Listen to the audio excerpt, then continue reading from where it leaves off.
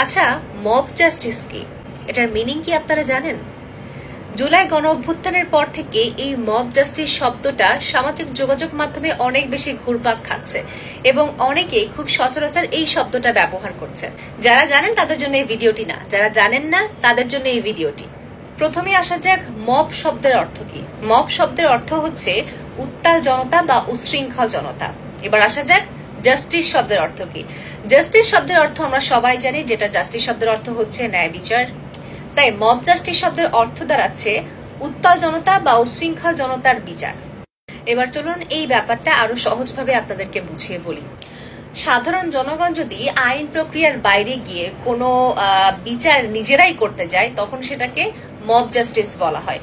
ধরুন একটা ছেলে অপরাধ করেছে এবং এই অপরাধটা দেখার দায়িত্ব কার? প্রশাসন, পুলিশ বা যারা বিচার কাজ করে তাদেরই তো দেখার দায়িত্ব। কিন্তু উচ্ছৃঙ্খল যে জনতা আছে তারা যখন ওই ছেলেটার বিচার করতে যাবে বা বিচার যদি তারা নিজ হাতে করে সেটাকেই মব জাস্টিস বলা হচ্ছে এখানে।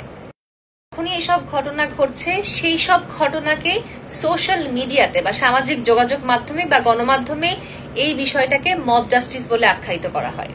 এছাড়া জনতা দ্বারা বাড়িঘর ভাঙচুর, মারধর, বিশৃঙ্খলা সৃষ্টি করা এই সবকিছুই কিন্তু মব জাস্টিসের অংশ।